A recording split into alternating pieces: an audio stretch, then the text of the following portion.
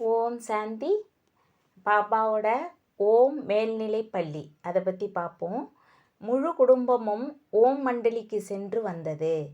இத்துடன் சிறு குழந்தைகள் ஞான பாடமும் மற்ற பள்ளி பாடங்களும் அங்கேயே படிக்க வேண்டும் என்று விரும்பினார்கள். ஆகவே அதற்கான ஏற்பாடுகள் செய்யப்பட்டன. அங்கு படிப்பு கலையும் தச்சு தையல் போன்ற தொழிற்கல்வியும் கற்பிக்கப்பட்டன. பாபாவும் இம்மாதிரி சூழ்நிலை உருவாக வேண்டுமென்றே விரும்பினார். ஏன் எனில் சிறு பிராயத்திலேயே அவர்களுக்கு முறையான ஒழுக்கமும் கல்வியும் கற்பிக்கப்பட்டால் ஒரு நல்ல சமுதாயம் அமைய வழிவகுக்குமல்லவா. இந்த அடிப்படையில் ஓம் மேல்நிலைப் பள்ளி ஒன்று ஆரம்பிக்கப்பட்டது. இதில் பலதரப்பட்ட வயதினர் வந்து சேர்ந்தனர். வயதில் மூத்த குழந்தைகள் சிறு குழந்தைகளின் பாடத்தை கவனித்தனர். அன்னையர்கள் சிறு குழந்தைகளின் பராமரிப்பை ஏற்றுக்கொண்டனர். அவர்களுக்கு தேவையான துணிமணிகள், பெட்டி, படுக்கை, சீருடை தயாரிப்பது போன்றவற்றையும் அவர்களே செய்து வந்தனர். இவர்களுக்கு என ஒரு சிறிய மருத்துவமனையும் நிறுவப்பட்டது. சமையல் கூடம், அதிகமான குளியல் அறைகள், குழந்தைகள் எந்த குறையும் இன்றி அரசிளங்குமாரிகள் ராஜகுமாரிகளைப் போல கவனிக்கப்பட்டனர். ஒழுக்க நெறிகள் கஷ்டம் தெரியாத வகையில் புகுத்தப்பட்டன. இங்கு குழந்தைகளுக்கு மற்ற எல்லாவற்றையும் விட கிடைத்தது மிக உயர்வான அன்பு. நாளடைவில் குழந்தைகளின் எண்ணிக்கை உயரவே ஆண் குழந்தைகள் பெண் குழந்தைகளுக்கு என தனித்தனி வகுப்புகளும் 6 வயதிலிருந்து 10 வயது வரை என்ற அடிப்படையிலும் சிறுமிகளுக்கு 11 வயதிலிருந்து 14 வரை என்ற அடிப்படையிலும் பிரிக்கப்பட்டு வகுப்புகள் நடந்து வரலாயின. அப்பொழுது கீழே கொடுக்கப்பட்ட விவரப்படி தினசரி அட்டவணை பி வகுக்கப்பட்டது. காலை 5 மணிக்கு படுக்கை விட்டெழுதல், எளிய தேக பயிற்சி, சிறிது தூரம் நடத்தல், அமைதியான தியானம். 6:30 மணிக்கு குளியல், காலை உணவு.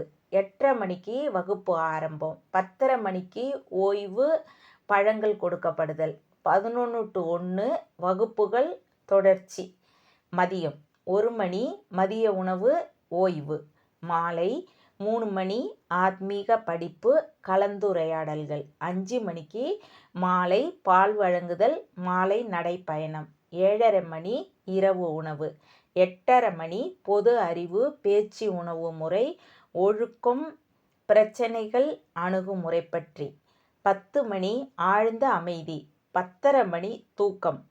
மன ஆரோக்கியத்திற்காக நல்லொழுக்க கல்வியும் ஆன்மீக ஞானமும் போதிக்கப்பட்டதோடு உடல் ஆரோக்கியத்திற்காக நல்ல முறையில் தேக பயிற்சியும் அளிக்கப்பட்டு வந்தது.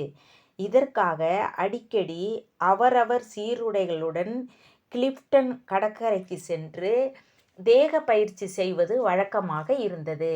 சிறுமிகளுக்கு சீருடை அணிய செய்து எல்லா விதமான வேலைகளிலும் பயிற்சி அளிக்கப்பட்டதால் அவர்களிடம் படிப்படியாக கூச்சமும் அச்சமும் தவிர்க்கப்பட்டது. இதன் மூலம் தங்கள் பெண்கள் என்ற தாழ்வு மனப்பான்மை அவர்களிடமிருந்து விலகியது. ஆண்களுக்கு சமமாக எல்லாமே செய்ய முடியும் என்ற மனோ வலிமையும் உண்டானது. முக்கியமானது என்னவென்றால் இத்தகைய பயிற்சிகளுக்கு இடையிலும் அவர்கள் நினைவு கடவுளிடம் லயித்திருக்கும்படியாக அமைந்து இருந்தது. சில நாட்களில் பாபா இவர்களை அதிகாலை நேரத்தில் கடற்கரைக்கு அழைத்து சென்று அங்கே தியானத்தில் அமரும்படி செய்வார். அப்பொழுது சில சமயங்களில் அவர்கள் தலைக்கு மேல் கடல் பறவைகள் வட்டமிட்டால் அவர்கள் ஆழ்நிலை தியானத்தில் தங்களை மறந்த அனுபவத்தில் லயித்து விடுவர். திரும்பி பள்ளிக்கு வந்ததும் வகுப்பு அறைகளை சுத்தம் செய்வது, படுக்கைகளை உலர வைத்து தட்டி சரி செய்வது, குளியல் அறைகளை சுத்தம் செய்வது போன்ற கர்மயோகத்தில் ஈடுபடுவர். இதனால் எல்லா இடங்களிலும் எப்பொழுதும் வெகு சுத்தமாகவும் நேர்த்தியாகவும் வைத்திருந்தார்கள். அங்கு வரும் பார்வையாளர்கள் குழந்தைகளையும் அவர்களது நடை, உடை, பாவனை, இருக்குமிடம், படிக்கும் வகுப்பறைகள் முதலியவற்றை பார்த்து மிக ஆச்சரியமும் மகிழ்ச்சியும் அடைந்தனர். உணவு அருந்த வரும்போதும் அனைவரும் வரிசையாக மிக அமைதியாக வந்து அமருவர். எல்லோரும் எல்லாம் பரிமாறும் வரை சாப்பிடாமல் காத்திருப்பர். சாப்பிடும்போதும் அமைதி காத்து கடவுள் நினைவில் இருக்க பழக்கப்படுத்தப்பட்டனர். உணவு அவசரமின்றியும் ஆவலின்றியும் மெதுவாக உண்ணும் பழக்கத்தை கற்றுக்கொண்டு இருந்தார்கள். விளையாடும் போதும் கண்ணாமூச்சி விளையாட்டானாலும் பூப்பந்து விளையாட்டானாலும் அனாவசிய கூக்குரல் இன்றி மிக கவனமாக இருந்தனர். இவ்விதமாக எல்லாவற்றிலுமே ஒரு ஒழுக்கத்தை கடைப்பிடிக்க எளிதாயிற்று. அந்தி வேளையிலும் சிறிது நேரம் தியானம் செய்வது வழக்கம். ஒவ்வொரு நேரத்திற்கும் தகுந்த பாட்டுகள் அவ்வப்போது ஒளிபரப்பப்படும். இதை ஒவ்வொருவரும் புரிந்து கொண்டு செயல்படலாயினர். தூங்க செல்வதற்கும் காலையில் படுக்கையிலிருந்து எழுந்திருக்கவும் இவ்வாறு பாட்டுகள் ஒளிபரப்பப்பட்டு ஒழுங்குபடுத்தப்பட்டிருந்தன. ஓம் சாந்தி பாபா. தேங்க்யூ பாபா.